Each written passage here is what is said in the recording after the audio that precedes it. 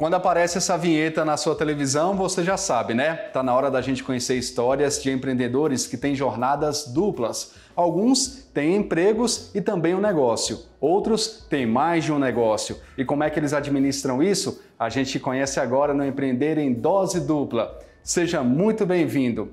E hoje a gente vai conhecer a história do Thiago Oliveira, que é servidor público e também dono de uma confeitaria. E para conversar com a gente sobre o caso dele, dar dicas, entender como é que funciona essa questão de ter mais de um negócio ou então um emprego em um negócio, a gente vai conversar hoje com a Márcia Gilbertoni, que é consultora de negócios do Sebrae do Paraná.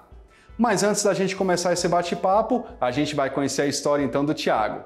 Pode rodar. Meu nome é Thiago Bispo, sou funcionário público, tá? Mas desde muito cedo sempre tive uma veia muito empreendedora, aprendi com a minha mãe, né? Uma senhora que sempre precisou fazer algumas estripulias para complementar a renda dentro de casa, vendia artesanato, era costureira, então com ela me inspirou a ter essa veia empreendedora.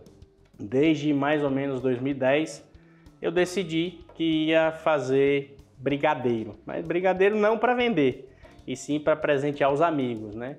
Eu decidi que eu não ia mais comprar presente para nenhum amigo, ia fazer presentes autorais, em que eu pudesse dizer assim, olha, eu que fiz, eu que produzi com o maior carinho. E aí nesse percurso eu conheci a história da Maria Brigadeira, que é uma empreendedora que foi a primeira brigadeiria do Brasil, e eu li a sua história e aí decidi que ia fazer igual. Comecei a desenvolver algumas receitas, presentear os amigos, e aí isso começou a ganhar um pouco de corpo, eu comecei a vender, e isso virou na época ali um plano B, uma renda extra que de vez em quando eu acionava. Então entre 2010 e aproximadamente 2012 eu fazia isso, apurava alguma renda, e aí no ano de 2012 eu passei num concurso público, mudei drasticamente a minha rotina, trabalhava com comunicação antes, né, numa agência de comunicação. E aí me vi no interior da Bahia, longe da minha família, e decidi dar uma parada.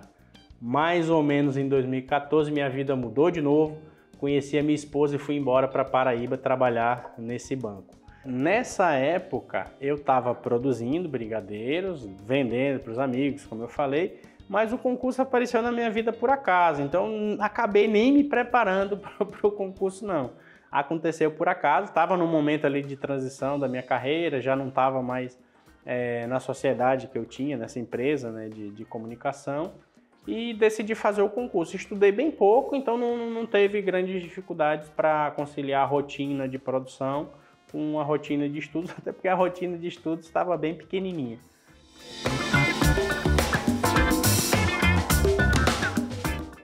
3 anos depois, não estava produzindo brigadeiro, a rotina do trabalho no banco não deixava. E aí, eu mais uma vez me vejo num novo cenário, vim para Brasília, onde eu resido atualmente, trabalhar na diretoria.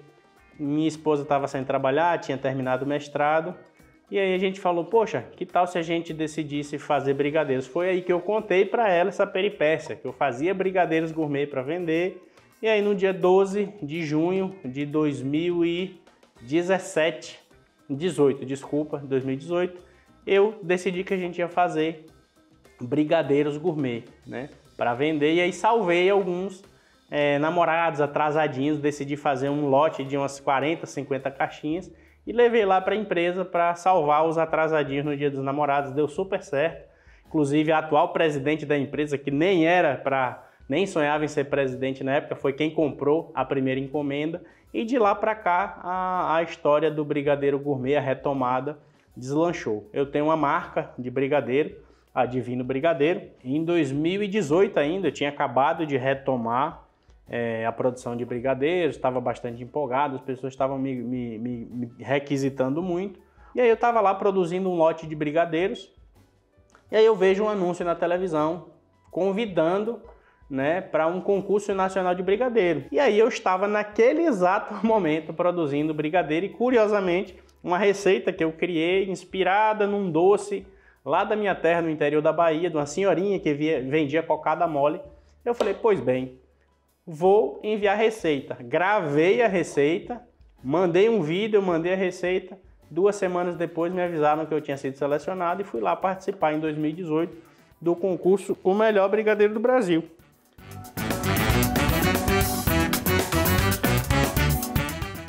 E desde então as coisas melhoraram bastante, mas aí veio a pandemia, né? Em 2020, 2021 a gente deu uma parada na produção. Aí eu viajei para o Nordeste, passei quase 1 ano lá em home office com a minha esposa e minha família. E aí no final de 2021 voltei para Brasília. Final de 2022 a gente decidiu botar um pouco mais de foco na Divino Brigadeiro, na produção. E estamos em processo também de registro da marca, tá? Junto ao INPI.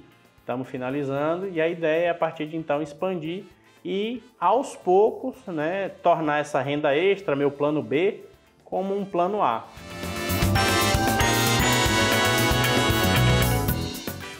Eu acordo de manhã para ajudar na rotina da família, né, com meu filho. Tenho um filho de 4 anos e meio, minha esposa está grávida. Então, o primeiro momento do dia ali é ajudar na preparação, no café da manhã e tal, nas lições, na rotina de preparação para a escola. Na parte da tarde eu vou para o trabalho por volta de 1h30, 2h, e lá, né, nessa rotina de trabalho, escola, é que vem a maioria dos pedidos, né, de encomenda de brigadeiros, seja dos pais da escola, seja dos colegas de trabalho. E na parte da noite, normalmente é quando eu tiro a foto, preparo as receitas, divulgo, recebo as encomendas. Não é fácil, né? Para conciliar, você precisa, primeiro, de dedicação, disciplina e compreensão. Então, eu conto com a minha esposa, ela é minha maior parceira, minha maior incentivadora. Ela é quem me dá um suporte. É um pouco misturada, mas como eu tenho uma jornada reduzida do trabalho, eu consigo concentrar as demandas de trabalho ali naquele período da tarde. Eventualmente eu tenho viagens, inclusive neste momento eu estou retornando de viagem, cheguei há pouco, né? Então depende muito de organização, disciplina e apoio. Não é fácil. Quem quer empreender, que está aí do outro lado, que gosta aqui desse universo, sabe que não é fácil, mas é muito prazeroso. Hoje nós trabalhamos aqui com brigadeiros gourmet, inclusive as pessoas costumam perguntar: você é confeiteiro? E eu sempre ressalto: eu sou brigadeirista. A gente faz brigadeiro com bastante orgulho, afinal de contas é um doce nacional. Então o que é que a gente faz? Brigadeiros gourmet, seja ele em ponto ali de enrolar, que a gente vai para os buffets, as festinhas, e também o brigadeiro de colher, em ponto de colher mesmo, que você come ali naquele momento da TPM, e a gente embala isso de forma diferente. Então a gente tem as caixinhas para presente, a gente tem o docinho para buffet, tem os potinhos, e em épocas comemorativas, como agora, na Páscoa, a gente inova um pouco. Brigadeirinho nos ovos de Páscoa, bolos, às vezes que a gente tem encomenda, bolos caseiros, confeitados, tudo muito simples, mas sempre com bastante qualidade, com bastante primor no que a gente faz. E eu sempre gostei de ir para a cozinha, né? Fazer as minhas próprias receitas. E o brigadeiro, como eu falei, eu descobri, né, uma empreendedora que mudou sua vida, ela é jornalista, para fazer uma brigadeiria. Comprei um livro dela que falava um pouco da história e decidi pesquisar. E aí eu fui autodidata nesse sentido, né?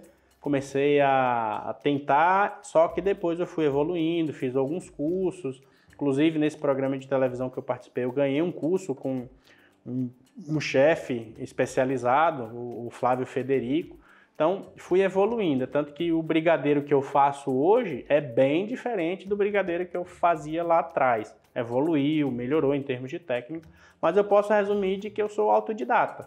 Normalmente, final de semana, a gente vai às lojas especializadas em doce, aqui em Brasília, algumas distribuidoras. Insumos como caixinhas, adereços, a gente compra pela internet, mas a gente tem cadastro em algumas distribuidoras de doces aqui e é lá que a gente compra, até porque os produtos que a gente usa são nobres e a gente não encontra em qualquer lojinha, em qualquer supermercado.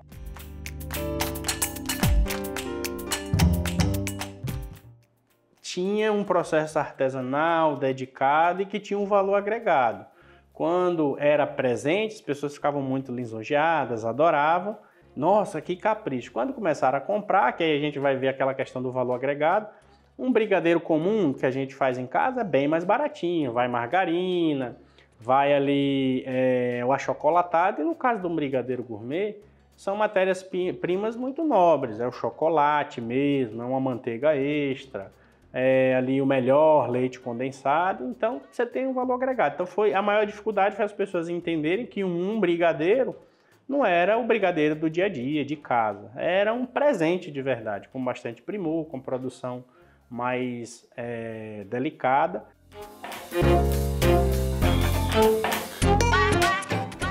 Eu não tenho colaboradores fixos, né? Eu e minha esposa produzimos, eventualmente, minha esposa me dá um apoio.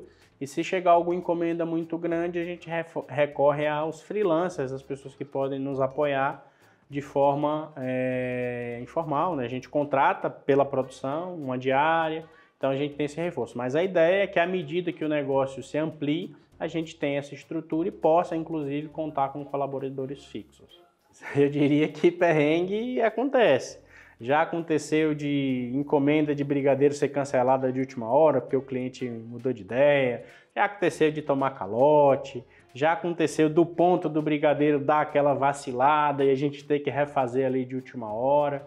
No trabalho, algumas coisas do dia a dia que acabam saindo do controle, a gente tem que contornar. Então eu diria que perrengue faz parte do dia a dia, é bastante comum, viu?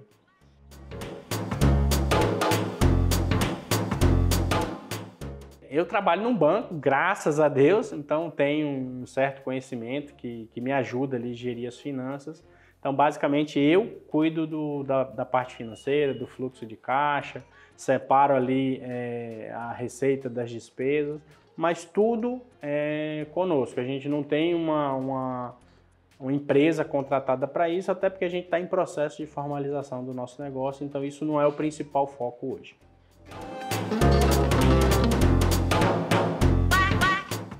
O significado de fazer o que eu faço é proporcionar uma experiência diferente para as pessoas. Todo mundo adora comer brigadeiro, é bem legal, ficar satisfeito, mas comer um brigadeiro como os que a gente faz, não porque é a gente que faz, tá? Mas é uma experiência diferenciada e muitas vezes a gente não está vendendo só um brigadeiro, a gente está vendendo uma experiência, um presente, e é isso que me motiva. Eu tenho preparado aqui, com o apoio de um profissional, um curso, um e-book para inspirar pessoas a empreender, porque assim, isso aqui é uma fonte de renda bastante interessante. Eu quero levar conhecimento para que mais pessoas transformem as suas vidas, seja por meio de uma renda extra complementar ou que toquem a sua vida com a produção de brigadeiros artesanais e gourmet. Basicamente, boca a boca, a gente divulga para as pessoas próximas e a gente sabe, eu que sou publicitário, quem conhece um pouquinho aí de comunicação, sabe que esse é o maior ativo de qualquer pessoa. Ter pessoas falando bem da tua marca, do teu produto. Então a gente se pauta basicamente do boca a boca e nas redes, né, sociais, redes de apoio. E eu particularmente divulgo no trabalho. Né? No trabalho, o prédio que eu exerço minha segunda atividade tem cerca de 4.000 pessoas. Então a gente sempre leva, faz o dia do brigadeiro, as pessoas acabam conhecendo nosso trabalho e multiplicando para mais pessoas. Então, rede social é muito importante, né? Tanto que à medida que no nosso negócio for estabilizando, for crescendo e o tempo for menos escasso, como é hoje, a ideia é divulgar mais nas redes sociais, produzir conteúdo para que mais pessoas saibam, seja do produto, seja da nossa atuação para esse outro fim de multiplicar nosso conhecimento. Então, eu diria que não dá para pensar um negócio hoje, por mais artesanal, por menor que ele seja, sem presença nas redes sociais.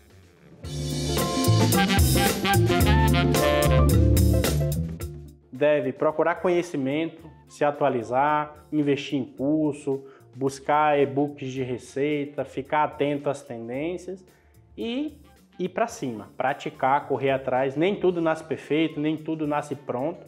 Então, ter ciência de que você quer fazer um negócio, ir atrás de conhecimento e, de preferência, se profissionalizar em entidades aí como o Sebrae, empresas de apoio e fomento aos pequenos negócios. Então, é basicamente focar no negócio, ir atrás de conhecimento e ter determinação em buscar depois, claro, apoio para se formalizar e crescer. Formalizar, ampliar, talvez ter um ponto de venda físico, num shopping, em algum lugar de comércio, ampliar para uma doceria com mais especialidades.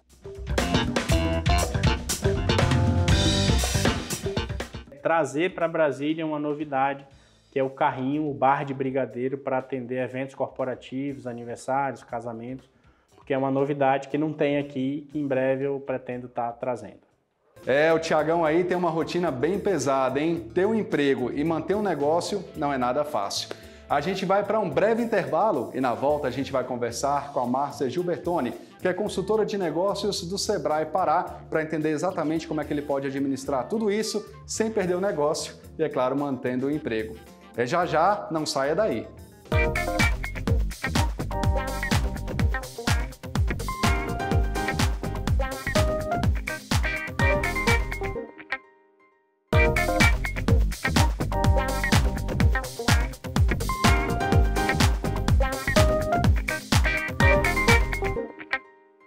Estamos de volta e hoje a gente conheceu a história do Thiago Oliveira, que é servidor público e também dono de uma confeitaria. Para a gente conversar um pouquinho sobre a história dele, entender como é que funciona essa questão de ter uma empresa e também trabalhar em outro lugar, a gente conversa agora com a minha xará, a Márcia Gilbertoni, que é consultora de negócios do Sebrae do Pará. Márcia, seja bem-vinda. Muito obrigada, Márcia, pela oportunidade. E o que a gente percebe que esses empreendedores de dupla jornada ou até de tripla jornada, o que precisam exatamente é de disciplina. E quando eu digo disciplina, é ter uma rotina de atividades que ele vem a fazer.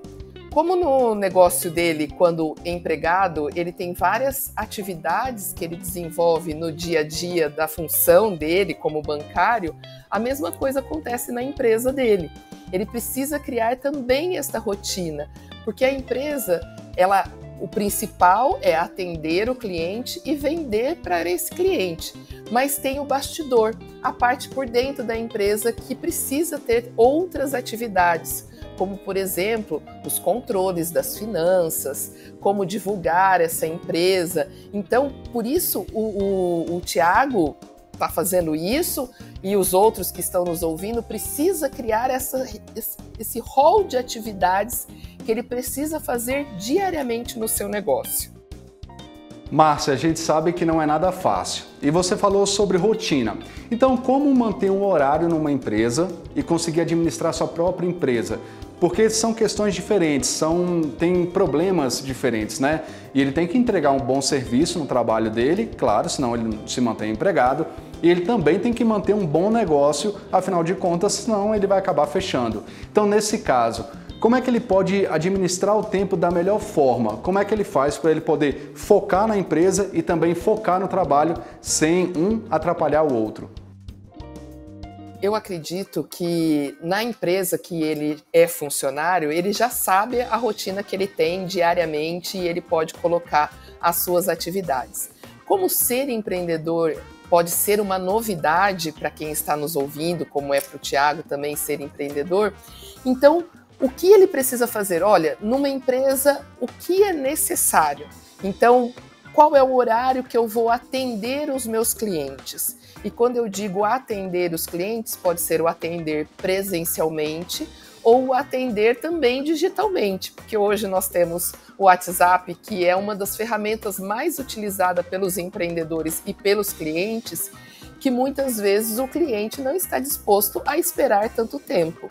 Então, ele pode responder se isso for oportuno no seu horário de trabalho. Se isso não for oportuno, ele vai poder colocar uma mensagem automática dentro da ferramenta, eu falei o WhatsApp, mas pode ser outra ferramenta, que ele coloque que as respostas acontecem, que ele recebeu o pedido, ou ele recebeu aquela mensagem, mas que ele responderá em tanto tempo, ou do horário tal ao horário tal, ele responderá. Isso dará uma tranquilidade para o cliente, que ele não ficou no vazio, sem uma resposta. Ele sabe que no determinado horário ele será respondido. Então isso dá uma tranquilidade para ele. E dentro da rotina das atividades que ele tem a fazer, principalmente da gestão da empresa, ele precisa criar eu vou produzir, né, como o Thiago, que produz confeitos, né, numa confeitaria. Eu preciso comprar do meu fornecedor. Eu preciso comprar diariamente do meu fornecedor? Ou eu compro a cada 2 dias? Eu compro a cada 3 dias? E isso ele coloca no rol de suas atividades. Eu preciso pagar os meus fornecedores. Então, eu vou controlar isso numa planilha, numa outra forma, naquilo que for mais confortável para a pessoa, para ele controlar esses pagamentos. Eu vou fazer pagamentos semanais, eu vou fazer pagamentos diários, eu vou fazer pagamentos mensais. Tudo isso é uma negociação que ele precisará fazer com os seus fornecedores. E esse controle precisa também ser colocado, principalmente ou no papel ou eletronicamente no computador, como for melhor para ele se ajustar a isso. Ele também vai precisar se programar na sua produção. E aí vem aquele outro detalhe. Para ele se programar na sua produção, ele precisa saber para quem ele vai vender, ele precisa divulgar. Então ele também vai ter um trabalho de divulgação. Geralmente as micro e pequenas empresas estão usando as mídias sociais para divulgação. É uma maneira barata e que atinge aos seus clientes. Só que essa divulgação nas mídias sociais, ela precisa ser recorrente. Não dá mais hoje para ele fazer uma divulgação por semana. Ela tem que ser quase diariamente, essa divulgação. Então isso também precisa ir para a rotina dele de fazer posts nessas redes sociais diariamente, para que o cliente o veja todos os dias. E na hora que ele precisar comprar aquele produto ou aquele serviço, aquele post apareceu para ele. E aí sim, ele se programar ou na produção ou no produto que ele vai vender, nesse horário que ele vai abrir para vender para o seu cliente. Então, essas são algumas atividades. Ainda existem outras atividades, mas essas são algumas que ele pode começar a se organizar no seu negócio. Márcia, você falou sobre produtividade, você falou sobre tempo, atendimento ao cliente. A gente sabe que todo negócio começa pequeno, normalmente uma pessoa tem um emprego e ela começa a desenvolver um outro negócio, isso é muito natural. E a pergunta é, qual é o momento certo de colocar outras pessoas nesse negócio? Qual é o momento que eu tenho que entender que agora eu preciso de ajuda, eu preciso de funcionário e quem sabe também de um sócio para conseguir gerir o tempo na empresa que trabalha e também na empresa que construiu, no empreendimento? Eu acho que essa parte quem vai dizer é o cliente. Mas o cliente vai dizer para mim que eu preciso colocar um funcionário, não. Mas quando esse cliente está demorando demais para ser atendido, ele está aguardando demais uma resposta, ele está aguardando para que eu passe um orçamento para ele. Então, eu não posso deixar hoje, eu como cliente, você, nós como clientes, não esperamos mais. Nós queremos respostas imediatas, nós queremos soluções imediatas para a nossa necessidade. Então, se eu não estou conseguindo responder esse cliente no tempo que ele precisa ser respondido, aí está a hora ou de colocar um funcionário ou realmente procurar um parceiro, que pode ser um sócio, para lhe ajudar. Ou até colocar no papel se seria melhor continuar com essa dupla jornada ou assumir a empresa de ser uma única atividade financeira para essa pessoa. Então, e para isso tudo, claro, o empresário ele pode se sentir muito sozinho e o Sebrae está aqui para isso. Coloco à disposição, nós temos Sebrae no Brasil inteiro, ele pode entrar em contato. Esse primeiro atendimento é um atendimento gratuito para que nós possamos entender a necessidade dele e verificar em que pontos nós podemos ajudá-lo. E esse atendimento pode ser por telefone, pode ser por videochamada, pode ser presencialmente, o que for melhor para ele. Então, o que eu quero dizer é que esse empresário não está sozinho. Olhe o Sebrae como um departamento da sua empresa. E nós podemos ajudá-lo nesse momento. Será que eu coloco um funcionário? Vale a pena? Quanto vai me custar? Porque o grande medo do empresário é isso, eu vou ter que pagar honorários, encargos sociais, será que vai valer a pena? Ou se eu colocar um sócio, eu vou ter que dividir o meu ganho, que era só meu, e agora eu vou ter que dividir com o sócio, será que vale a pena, não vale a pena? Essas dúvidas são normais de surgir e nós estamos à disposição para auxiliá-lo. Ou seja, nada de egoísmo, né, de querer ter uma empresa só para ele. Claro que tem o direito de ter também, né, não que impeça. Mas também tem que pensar nessa questão de dividir também e procurar conhecimento, que é a parte essencial de tudo, né, Márcia? Márcia, ó, infelizmente o nosso tempo está acabando. Eu te falo que eu tô #chateado, porque nossa conversa estava muito boa. Mas eu quero agradecer a sua participação aqui no nosso programa, obrigado pelas dicas e pode ter certeza que a gente ajudou muita gente. Obrigada novamente você pela oportunidade e, novamente, o Sebrae continua à disposição para quem quer empreender. Muito obrigado, Márcia. Tudo de bom para você e conte com a gente. O Empreender em Dose Dupla termina aqui, mas você pode acompanhar a gente no YouTube também, lá no canal Empreender. É só buscar que você acha bem fácil e você vai achar todos os nossos programas também lá. Continue ligado com a gente aqui, obrigado pela sua companhia e não se esqueça, canal Empreender, assistir já é um bom negócio. Tchau!